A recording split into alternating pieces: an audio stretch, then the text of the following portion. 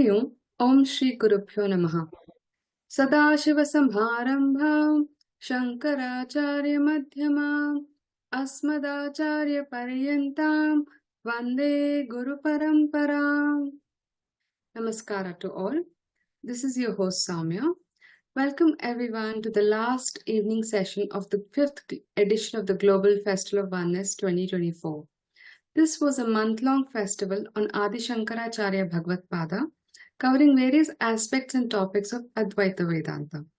Today's topic is Adi Shankara, a beacon of inspiration for contemporary world by Srinath Mohandas ji. Welcome Srinath ji. Let me introduce the speaker to you. Srinath ji is an associate professor in education at the School of Ethics, Governance, Culture and Social System of Chinmaya Vishwavidyapeeth. He teaches, writes, speaks and conducts workshops on themes related to education and Indian knowledge systems. He is also a student of Advaita Vedanta. Srinath ji was introduced to Vedanta as a teenager through the writings of Swami Vivekananda and Swami Chinmayananda ji. Soon after, he started attending weekly Chinmaya Yuva Kendra study circles led by Acharyas including Swami Gambhirananda ji and Swami Mitrananda ji, which expounded the philosophy in a systematic manner, and in a few years, he started leading many such study circles for youth and preteens, inspiring them to take up study and practice. With that introduction, over to you, Srinath ji. Chitmayam vyāpi yat sarvam trailokyam sacharacharam tatpadam darshitam yena tasmai Shri Gurave Namaha. Hello everyone. Today we are all here to discuss about a topic which is titled as Adi Shankara, a beacon of inspiration for contemporary world. When this topic was given to me, I was very excited. I was very inspired to speak about it. But as I started preparing for it, I was completely at a loss on what to say and where to start and how to take it forward and how to cover this area. So what I have done is that I have put down all my thoughts together in a PPT, in a slide, and I thought I'll speak about it.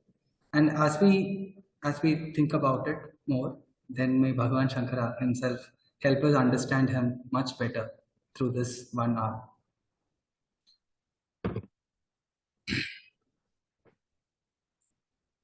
I was thinking, where do I start? And it actually took me to my own young days as a teenager when I first came across Shankara's works. And my first exposure to him was through this beautiful text called Bhashya, which is primarily considered as a bhakti text, but with deep philosophical Vedantic import. One of the shlokas that really made me think during those days, I'm talking about when I was 18 or 19 years, was this particular verse which says, Kate kanta kaste putraha samsaroyamativa vichitraha kasyatvam kahakuta ayata tattvam chintaya tadiha brata. So as you can see, what it means is, Shankara is asking all of us, or the Shankara is asking the audience, who is your wife, who is your son? Strange is the samsara, that is the world. Of whom are you? From where have you come? Brother, ponder over these truths. Now, the context of Bhajagopinda, I'm sure that many of us will be knowing. It is said that Shankara, along with 4 of his disciples, were going through Kashi, were traveling through Kashi, and then they come across a 80-year-old man who is breaking his head, trying to learn the Sanskrit grammar, Vyakarana. And Shankara is actually addressing him, asking him, I don't know whether Shankara actually spoke to him, or maybe Shankara is lamenting at the plight. So Shankara says, at this ripe age, please do what that actually matters, which is Bhaja Govindam, seek Govindam, seek Govindam. This is not to discourage study of Samskrita and Vyakarana, which is very, very important, and I'm sure that all of us have to take up that study. But this is more to tell, have a sense of purpose and have a sense of urgency in life. Do things that actually matters at the right time, at the right place. And so this is the context of the writing or the composition called Bhashya. And it starts with Bhajagovindam, Bhajagovindam. In every verse, he is more and more inspired, and he brings out the plight of the world. He talks about various issues that comes across us, and then he talks about it. So then, eighth verse is this. Kate kanta kaste putra samsara uyamativa vichitra kasyatvam kahakuta ayata tattvam chindaya tadiha brata. Now here, the question is, who is your wife, who is your son, right? So here the commentators say, here wife stands for all that we seek comfort in, and son stands for all of that which we seek support in. So the question is, what are the relationships in which you seek your support? What are the different relationships in which you seek your comfort? Now just think about it. We all do that, right? We all spend a lot of our energies in relationships, which is very important, of course. But then we get attached and dependent on it. And the result is that because of that attachment, suffering is born, because of which we actually become, not to our best in this life. So Shankara is talking this when, so Shankara's time is, the modern historians place him somewhere around 820. Then modern historians place him around 788 CE. I think he composed this poem somewhere in his late 20s. So which means we are talking about a time 815 AD. Now, this is the plight of humans at that particular point of time. And today we are in 2024. How different are we? Now, in this age of social media, in this age of, let us say, weakening of traditional family systems, our relationships have only grown. Relationships in the sense of attachment to people have only grown. So this is something that is of eternal value, a theme that is always in existence. And this particular theme, this particular shloka, this particular verse actually reminds of, however the times change, people suffer from the similar problems. So another thing very interesting here is that Shankara talks to us as a brother. So he says, Tattvam Chintaya Tadiha Brother. He is talking like an elder brother who is very concerned about the younger brother who was, who was deviated from the path, who was not doing what he is supposed to do. And throughout Shankara's writings, we can actually see the sense of concern, the sense of compassion, the sense of concern and compassion for the other. And what is the solution? He says Tattvam Chintaya. Intelligent inquiry alone is a solution to this delusion, right? And it is not just a statement that all of you contemplate. Through his entire works, he has written over 300 treatises in his lifetime. And through these texts, he actually helps us with many of the tools that we can actually use for this intelligent inquiry, the tools of Vedanta, of course. So I thought maybe we'll start from this particular shloka and see what are the things he has done in his life, and also see some of his profound philosophical teachings, and also discuss his transformative impact on the society.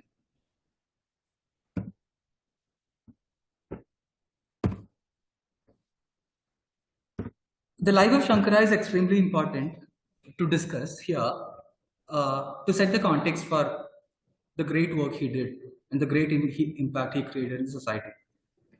I'm sure that most of us will be aware of a lot of happenings in Shankara's life, but just to put it in order, put it in a systematic order, I would recount some of those. So Shankara is believed to be born in Kaladi, which is a small town in Kerala, near Ernakulam. And most of the biographers have noted him to be born in Kaladi. However, the local tradition also says that Kaladi is his father's place, Shiva Guruji's place, and his mother's place was Piravam, which is just 30 kilometers away from Kaladi. And the Nambudiri tradition is that at the time of birth, the pregnant mother comes back to her home. The child is born at her mother's place.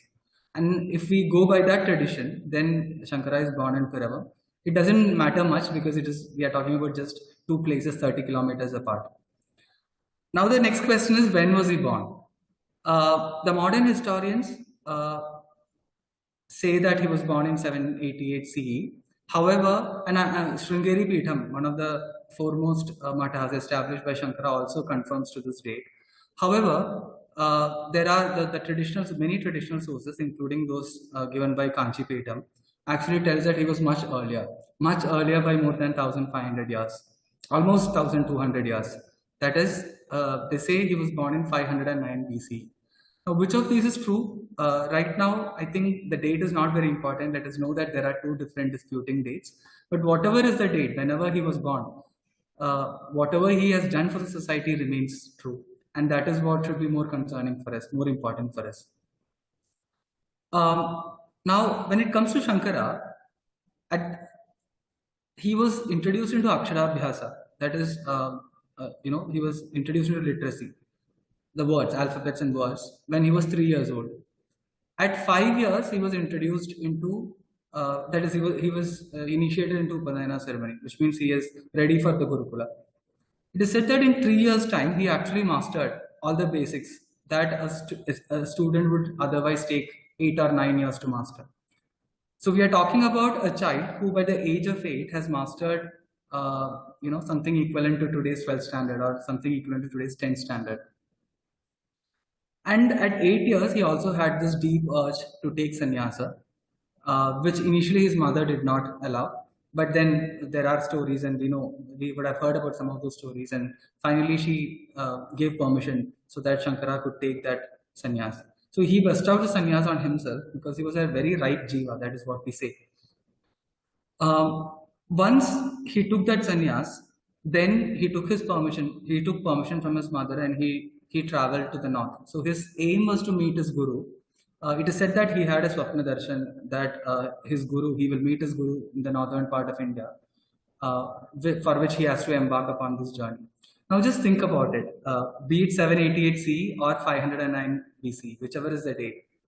An 8-year-old child is like today's second standard boy. Now, such a young child is stepping out to the world all by himself in search of his guru. And he was very clear that is the purpose of his life, and he was very determined that that is what he will achieve. So he's said to have traveled like almost 3 months. In this travel, he also came across, he was there at Sringeri for some time, where he came across some incidents which will play an important role in the later part of his life. I'm not going into those details, but to cut the story short, he traveled 3 months continuously and finally reached Omkareshwar, which is in today's Madhya Pradesh. I think sometime in last year, Madhya Pradesh government also came up with a big monument in Omkareshwar, where you have a tall statue of Father Shankara today to commemorate his. Give me a second, sorry.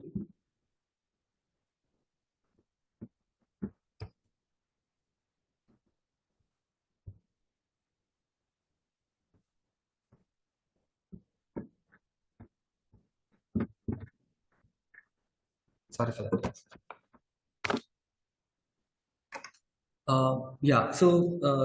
It is called Ekatmadam, right? It is called Ekatmadam in Madhya Pradesh. So he met his guru, Govindabhata, at Omkareshwar. Now it is said that the guru was also waiting for such a bright youngster, and he immediately took him into his discipleship. So the next 4 years he spent with his guru. He was taught on all the basic text, and he was very good at it. And by the time he completed his studies, by the time he completed 4 years, they said that he had this urge that he should write commentaries for the Upanishad. Now, Upanishads are one of the highest texts of the Hindu Dharma, highest texts of the Vedic literature, very philosophical in nature. And therefore, even though Govindabhata, his guru, knew that he was quite capable, I think he asked him to first write commentary on Vishnu Sahasranama. You write on Vishnu Sahasranama first, and let me see, and if it really works out, maybe you have the opportunity to write other also. And Shankara actually wrote a commentary on Vishnu Sahasranama, and it is supposed to be one of the most detailed, one of the most comprehensive, which actually stood the test of time. And Govindapada was also very happy with it, and then with that he gave him the permission. So after which Govindapada asked him to move to Kashi. So this is all of this is happening in Omkareshwar in Madhya Pradesh. Now he is being asked to move to Kashi with some of his own disciples. And then he was asked to propagate Advaita Vedanta at Kashi. And this was instructed by his guru, that is Govindapada. And that is how Shankara, the little boy Shankara of Kaladi, little boy Shankara of Piravam, goes on to become Shankaracharya. Now he has become an Acharya. It is 12 years. The boy is 12 years still. Right? 12 years is what? Maybe 8th standard in today's parlance. At the age of 16, right? So he spends another 4 years at Kashi. And at the age of 16, he completed the work of writing commentaries on 15 texts, namely the Brahma Sutras. He wrote on 12 Upanishads, commentaries on 12 Upanishads. Then, of course, Srimad Bhagavad Gita. So this is called Prasthana-traya, right? Brahma Sutra, Upanishads plus Bhagavad Gita together is called Prasthana-traya. So which means by the age of 16, he wrote commentaries on Prasthana-traya. And also he composed this Sanatha Sujatiya. It is at 16 years, he also does the famed debate with Mandana Mishra, which I'm sure that many of us will be aware of. Mandana Mishra was one of the greatest Purva Mimamsikas of those times. And Shankara, young boy, 16, and I think Mandana Mishra was around 50 years old when this was happening. And they had a debate, one-to-one debate, where Shankara impressed upon him the validity, the authority of Advaita Vedanta. And the legend or the tradition is that, the tradition says that Mandana Mishra became a disciple of Shankara. He took sannyasa and became a disciple of Shankara. 50-year-old man becoming a disciple of 16-year-old.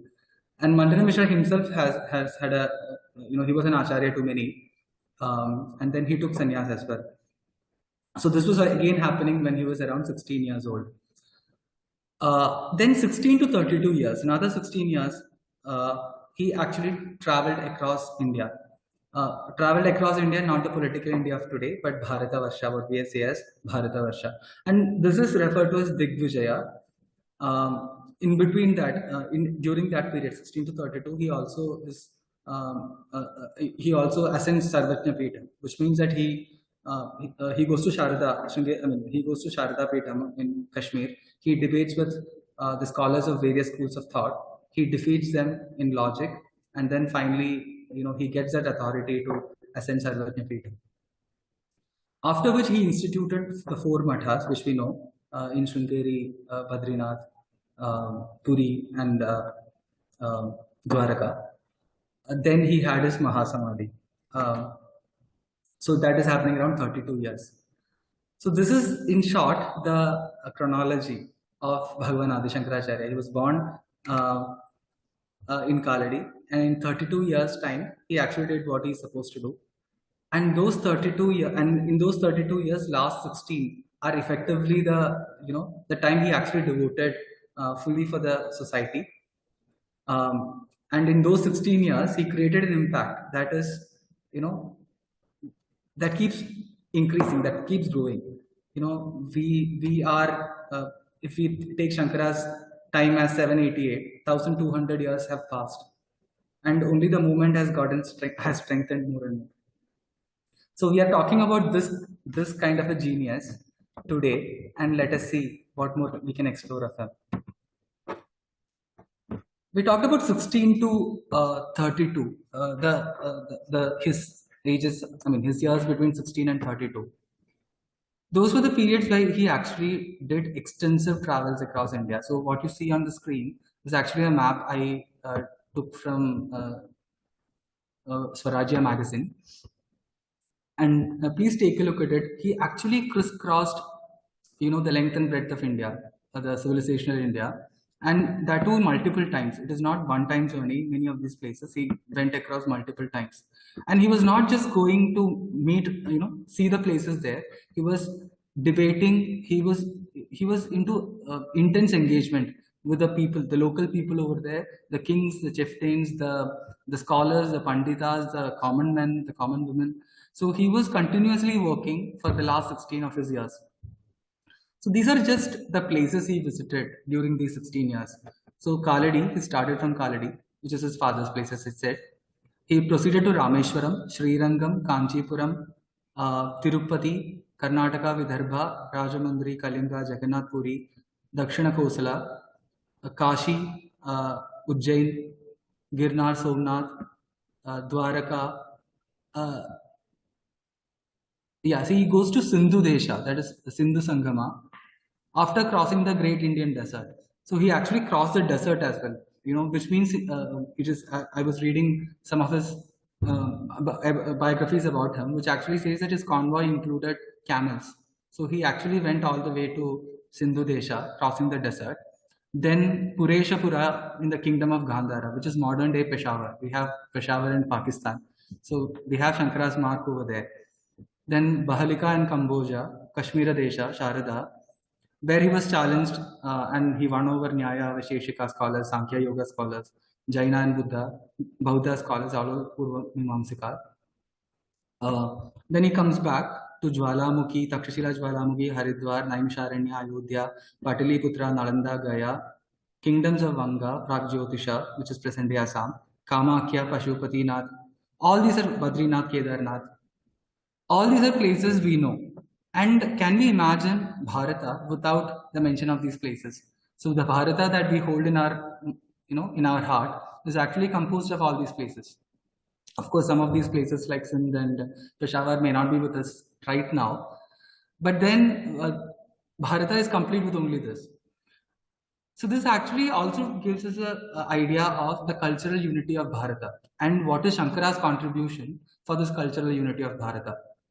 It is in fact said that when he went to Bahalika in Cambodia, which I believe is somewhere to the western side of northwest of present-day Kashmir, it is said that Bauddha Dharma, that is Buddhism, was prominent over there. But then when he went there for a debate, he was not actually challenged. And he could actually win over them because there was, of course, no challenge. And he created his own, disciples over there who propagated Advaita Vedanta for a long time over there. So this is the map of civilizational India. And we can see what is the contribution of Shankara to the map of civilization, to the civilization of India. Now looking at some of his philosophical teachings.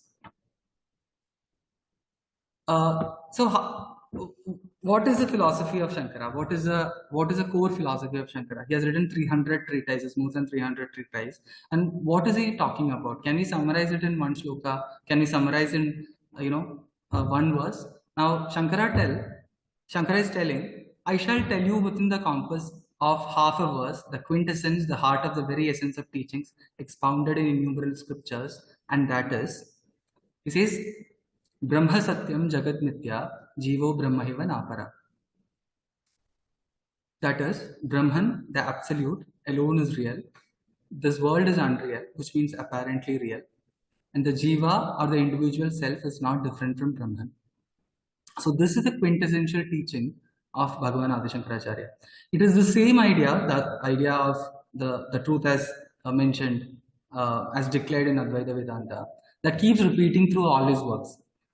When you take Bhajagovindam, or if you take some of the beautiful hymns that he has composed, at the heart of it, you can actually see this idea keeps repeating, and the whole concern of Acharya, the whole concern of Bhagavan Shankara, is to make people realize this.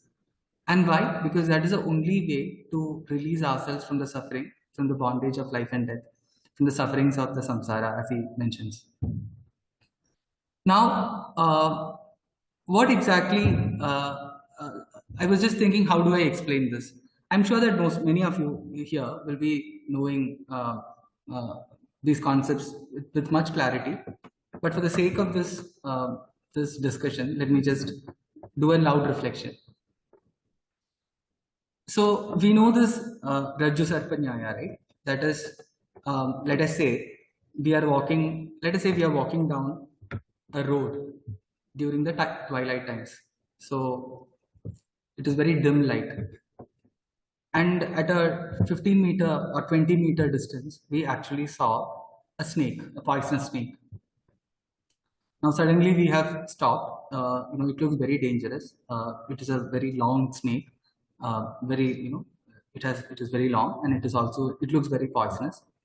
It is lying down calmly, but I'm very apprehensive about crossing it. Now I will develop all sorts of reactions in my body seeing that, because it's a scary sight, and if I'm scared of snakes, then that's enough for me to give a heart attack. Now let us say somebody also came across, and that person actually showed a torch. He actually showed a light into it, and suddenly I realized that it was not a poisonous snake. It was actually a rope. It was just a rope that was coiled around. And in the darkness, in the dimness of the light, I actually mistook snake. I mean, I actually mistook rope for a snake. Now, let us say, when we say Brahma Satyam Jagat Mithya, Jivo Brahmaiva Napara, let's look at the first part, Jagan Mithya. Shankara says, Advaita Vedanta says, now Jagat is Mithya. The world that we experience is a Mithya. What is Mithya? What does Mithya mean? Mithya means unreal, but more than unreal, it is apparently real. There is a relative value to it. There is a relativeness to it. Just like in the dimness of the light, in the darkness, I actually saw a snake there. And when I saw a snake there, it actually created all sorts of reactions in me, which would come when I actually see a snake. So was snake real? It was an apparent reality. Now, in the absoluteness, there was no snake, but at least, I mistook it for a snake. And so long as I mistook it for a snake, it gave me all the consequences that I will develop if I actually saw a snake. So in this way, when Bhagavan says, Brahma Satyam Jagat Mithya, Jagat is Mithya, the world that we experience through our five senses, it has an apparent reality. However, in the absoluteness of that, there is a misunderstanding that has happened here. And this misunderstanding is actually the cause of all the problems of the world, all the problems we experience in the world, all the sufferings that we go through in this world. So when will we be liberated? The liberation is just to understand that it is not a snake, but it is actually a rope. And when will that happen? When somebody will have to come and show us the light. Right? And here we are talking about the light of knowledge. And that knowledge is called the Vedantic knowledge, that, the knowledge of Brahmajnana. Now, so Brahma Satyam, Jagan Mithya, Jivo Brahmaiva Napara. The individual self, that is me, and Brahman, the absolute, at the absolute level, is one and the same. Right now, we look at ourselves as separate entities, separate from the absolute reality, and and Vedanta says it is ignorance that is causing that. I remember Swami Chinmayananji saying this. He says, non-apprehension of reality causes misapprehension of reality. We are not apprehending the reality for what it is, and the consequence is that we misapprehend it for something else. So what is the core philosophical teaching of Bhagavan Shankaracharya? He talks about this. Brahma Satyam Jagan Mithya, Jivo Brahmaiva Napara. Now, what are the practical implications? The practical implication is that when we realize the truth, we are liberated. We are no more, we are now no more suffering in the world. We become a jivanmukta, a man of self-realization. And that is that is the implication of this. However, let us say, if you look at it from a very transactional level, even if you don't become that self-realized, because self-realization is not that is not that simple, right? We have our own vasanas. We have a lot of conditionings. We have lot of false identities. All of this has to drop one by one, and over a period of time, through maturity, we realize the self. So, from a very transactional point of view, what is the value? What is the importance of this core philosophical teaching of Bhagavan Shankara? Now, at one level, it actually helps us feel the compassion and empathy with the rest of the world.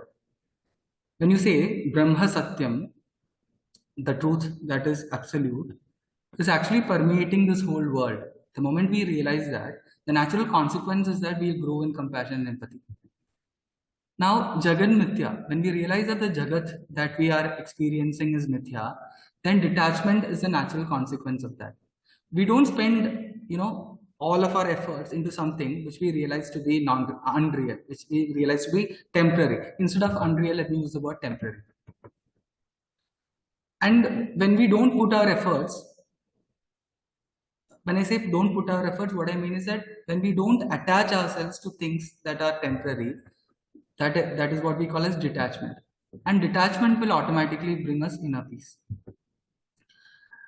And Jivo Brahmaiva Napara, the third part. Now, this is the realization that we have to grow into, over a period of time through our sadhana with Bhagwan's grace. And at that particular point of time, that is called self-realization. The realization that the jiva, the individual self, and the absolute Brahman are not two is what we refer to as self-realization.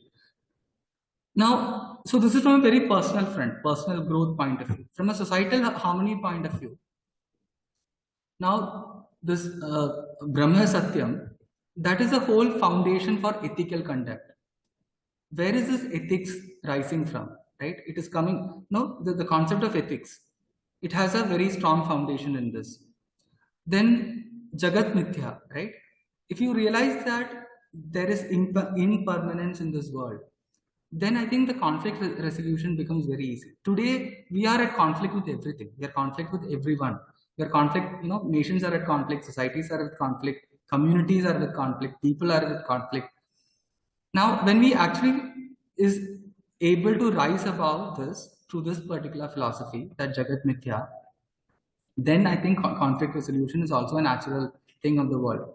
It happens more organically. And then, Jivo Brahmaiva Napara, I think unity in diversity is what it is, right? When you say that the individual self is not different from the absolute Brahman, then it is actually, we are talking about a united one, the absolute Brahman, which appears itself in diverse forms as individual self. This actually reminds me of, I think this is, I have quoted this somewhere else also. Once I was invited to talk about India's pluralism to a group of youngsters. So I was talking about a lot of things and I gave a lot of examples, etc. So one of the acharyas was sitting behind, listening to the whole speech. And he, once my class was over, he came to me and he said something. And that was very beautiful, and that is something I always keep in mind. So he was telling that it is not that many things are put together, or rather, it is not that many states came together and became an India. It is one expressing as many. So the concept of India is expressing as Kerala. The concept of India, the idea of India is expressing as Tamil Nadu. The idea of India is expressing as UP.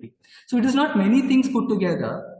We bring that uniformity and made it into one. Rather, it is one thing expressing as many. In the same way, it is a Brahman that is expressing itself in many names and forms all across. And this is the true basis of unity in diversity. I'm sure that all of us grew up listening to unity and diversity. But then what is the fundamental basis of this whole concept? It is resting in, it bases itself in this idea of Advaita Vedanta. So I just put down some scenarios here. So there is this dilemma, right? A community leader is working to address systemic inequality and social injustice, but is unsure how to unite people from diverse backgrounds and beliefs.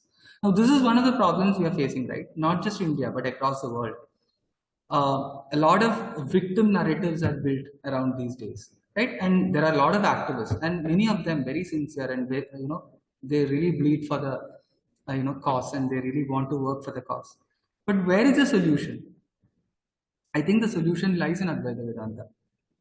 The solution lies in the philosophy that is propagated by Bhagavadpadacharya Shankaracharya. And therefore, this becomes an application. This becomes one of the applications for the world that we live in, the contemporary world that we live in. So what is Shankara's contribution and impact on society? There are many. I have put together some of the things that came to my mind. One, of course, is the revival of Vedic Dharma. We saw what are the places Shankara visited during the last 16 years of his life.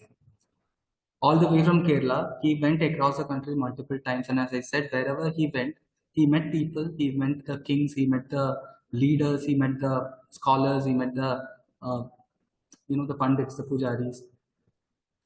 And wherever he went, you can actually see that Vedika Dharma at that place is rekindled.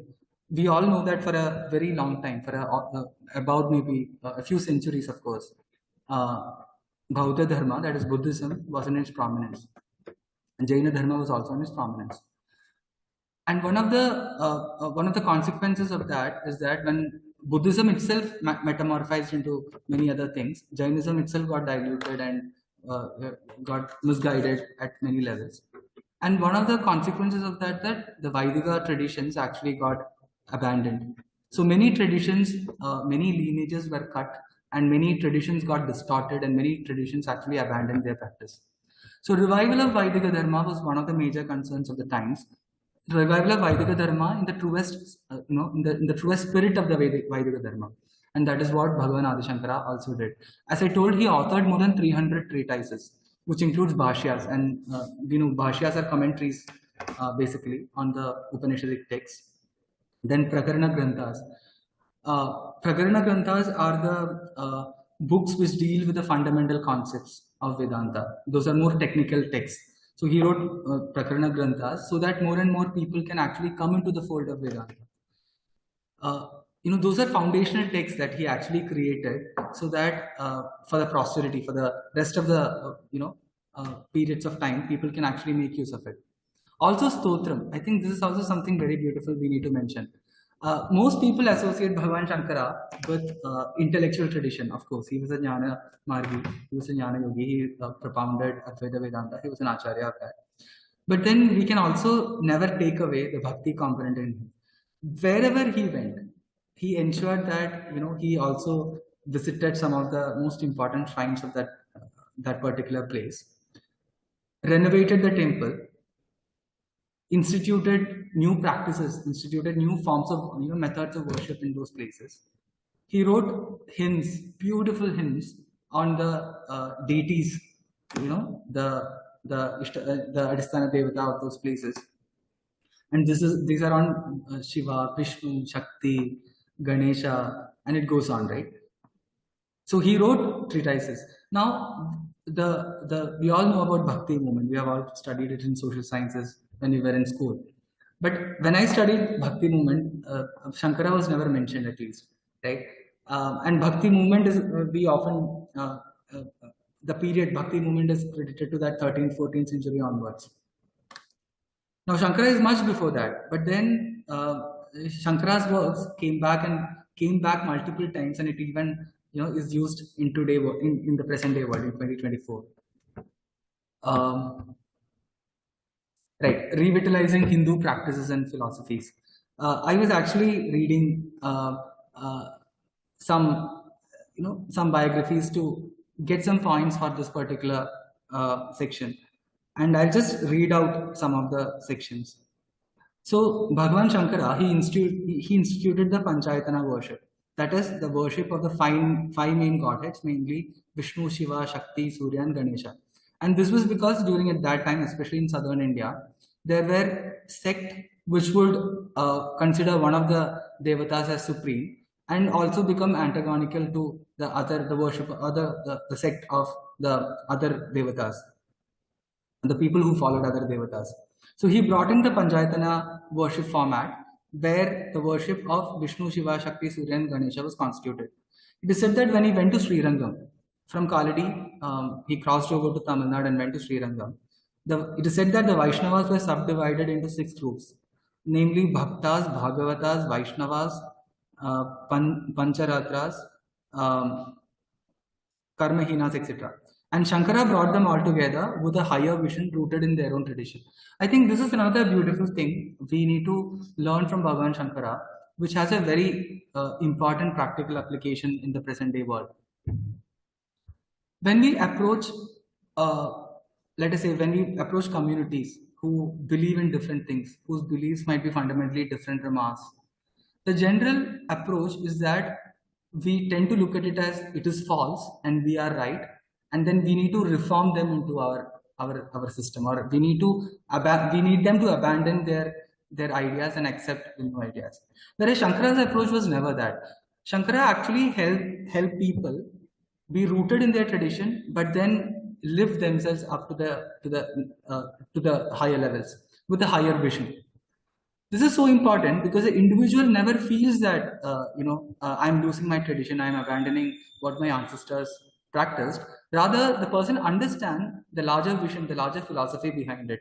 So the tradition beautifully elevates itself to a higher level. And I think if this one principle we can adopt in present day, in our present day, what do I say, engagements with communities, things will be much better. I remember Swami Vivekananda telling this. He says, man is not progressing from false to truth.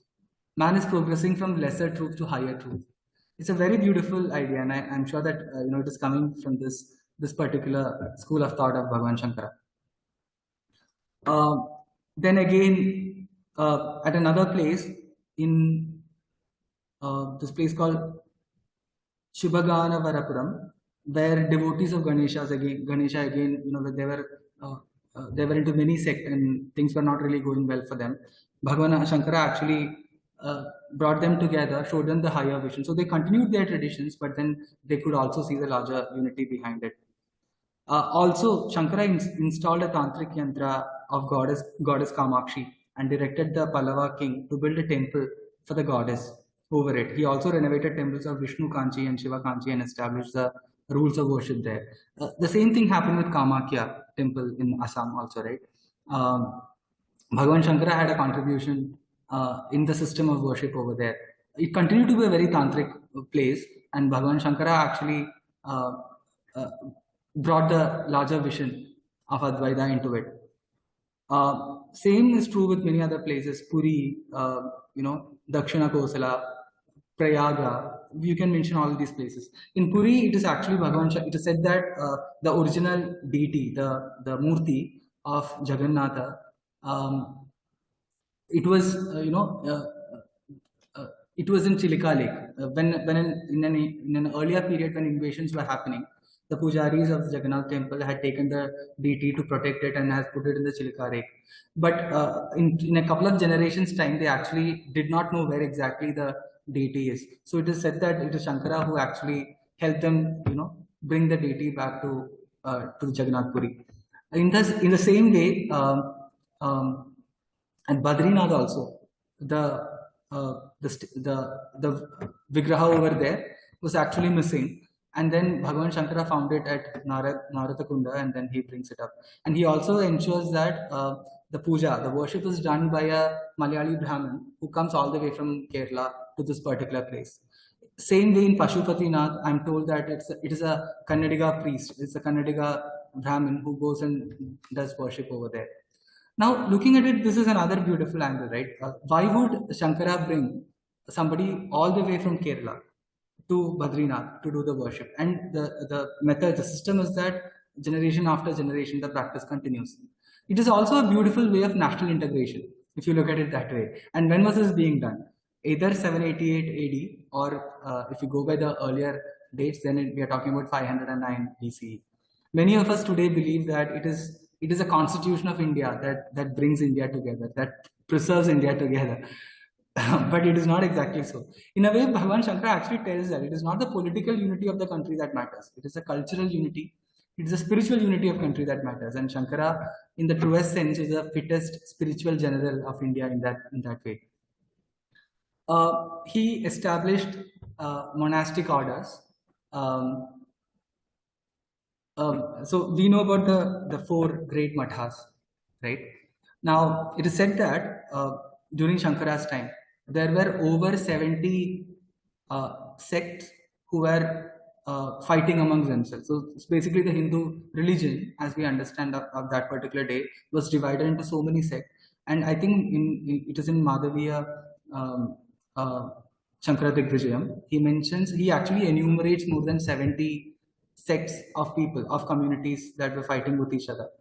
Now, Shankara actually brought all of them together actually divided them into 10 monastic orders, and each of these monastic orders, more than one of them, associated with one of the four mathas. So he actually organized, brought people together, instituted systems, connected them to a knowledge source, which is the matha, and that continues. So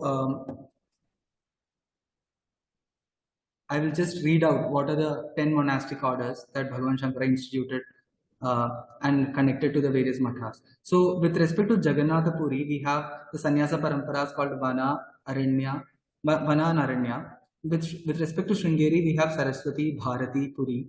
With respect to Dwaraka, we have Tirtha and Ashrama. And with Jyotirdhama, we have Giri, Parvata and Sagara. So these are the 10 monastic orders which were instituted so that all the 70 sects, different sects could be brought under them. Contribution to the structure and spread of monastic traditions. Not just that he brought these people together, instituted the monastic traditions. He also created very clear-cut rules and regulations, or rather the administrative guidelines for these monasteries as well as for the larger mathas. In fact, it is this king called Sudhanva. He was a king of Kashi, who actually wrote down, as Bhagavan Shankara was dictating to him, what are the administrative rules and regulations that has to be followed by the sannyasa paramparas as well as the four major mathas, which are Sringeri, Puri, Dwaraka and Badrinath.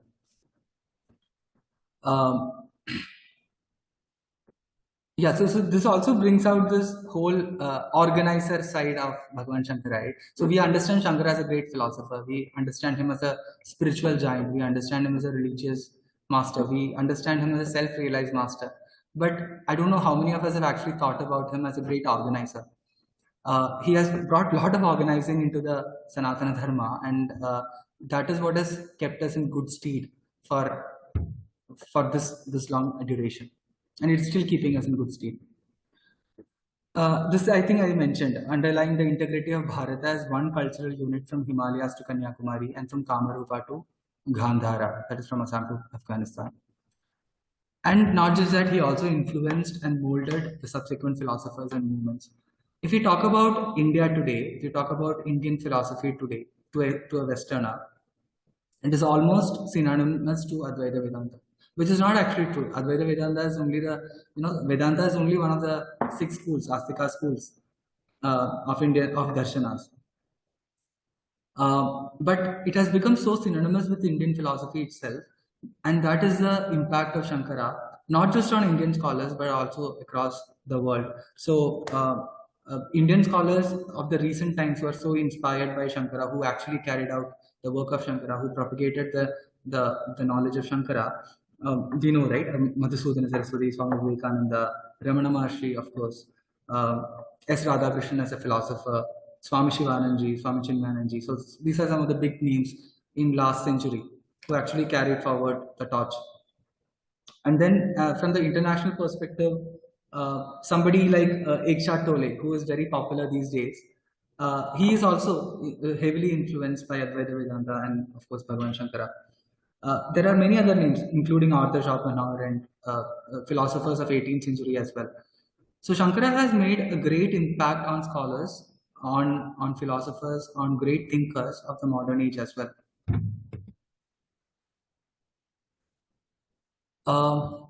Yes, so inspiration for the contemporary world.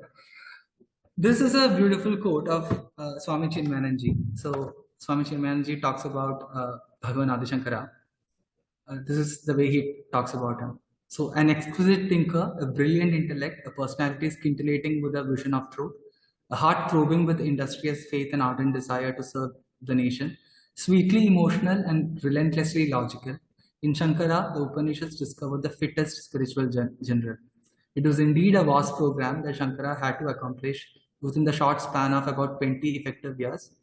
For at the age of 32, he had finished his work and had folded up his manifestation among the mortals of the world. So in 20 years, this is what he did. In 20 years, he did the work for I don't know how many millennia to come. So what are the key takeaways for us? or why should, what are those elements that inspire us when we look at Bhagavan Shankara? He was an original thinker with a vision of truth.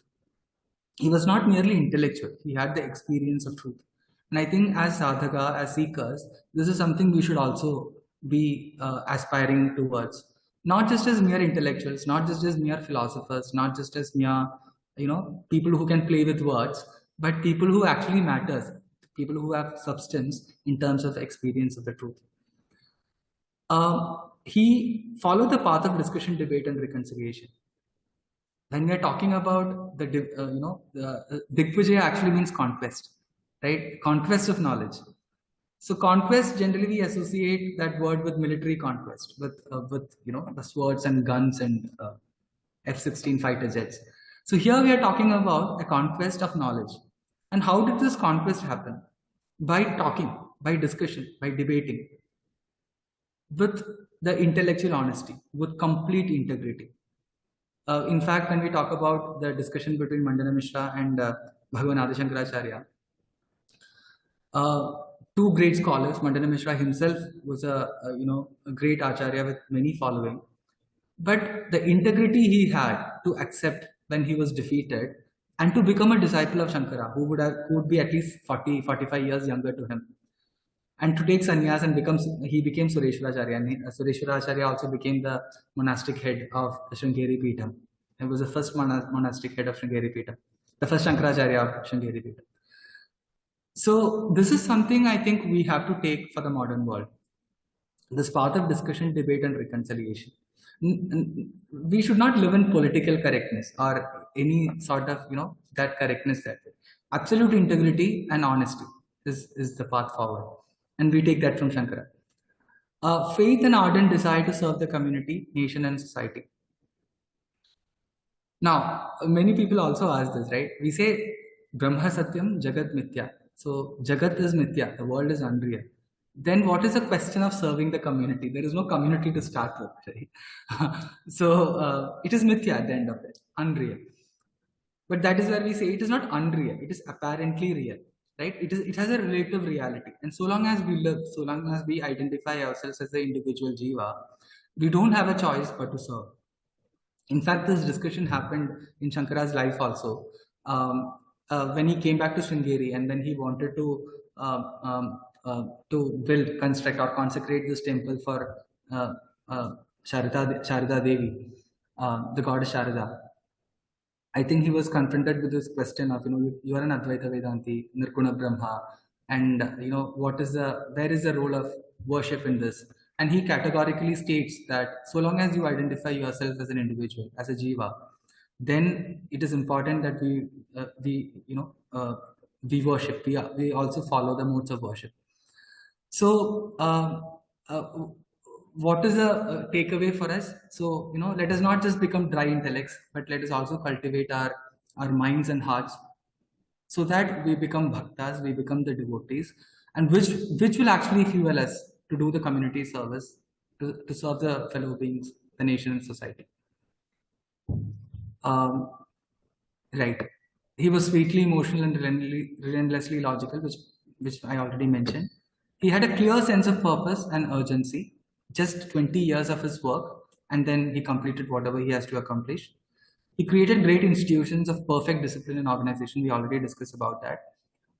As a community, as Hindu community, as dharmic community, let us also get more disciplined and also work with organization.